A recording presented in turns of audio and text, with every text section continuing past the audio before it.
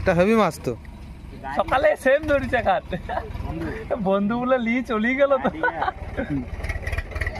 কি মাছ গো? হ্যাঁ কি মাছ? কি মাছ এটা? বেলি মাছ।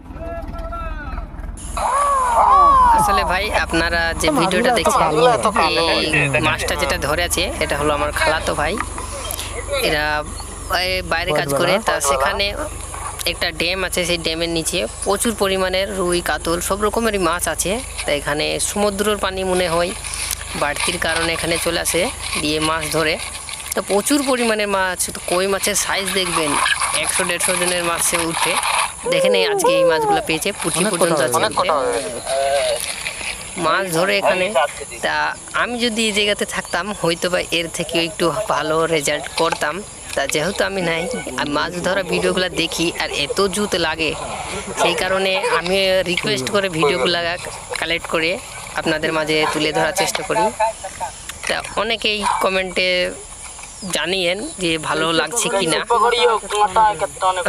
দেখো মাছটিকে ধরতে দিয়ে কত ভয় করছে, কাঁটা আছে বলে। पकड़दान कांटा आई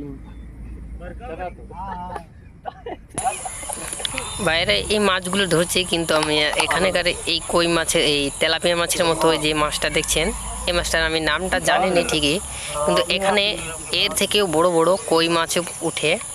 দেখো আমার এই ভাইগুলা মাছ ধরছে, আর ডালে করে ধরছে, যেহেতু হয়তো বড় ছিপ দিয়ে দূরে বড়শি ফেললে হয়তো বড় মাছে ওঠার চান্স ছিল। এর আগে একটা 1.5 কিলো ওজনের পেয়েছিল আমাকে বলছিল, কিন্তু আসলে সেদিনকে ছিল না, তাই আমাকে ভিডিওতে সেটা দেখাতে পারেনি।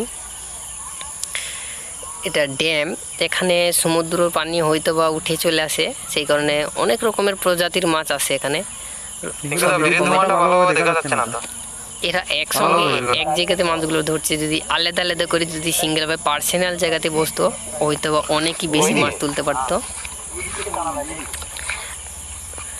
ভিডিওটি কেমন লাগছে কমেন্টে অবশ্যই জানাবেন, আর আপনাদের মাছ ধরা অন্য ভাইদেরকে শেয়ার করবেন যাতে কি অন্যজনেও দেখতে পারে।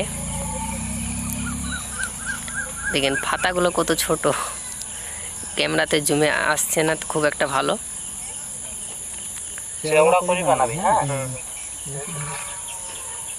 লোকেশনটা কিন্তু সেই লোকেশন, অনেক সুন্দর ভিউজ।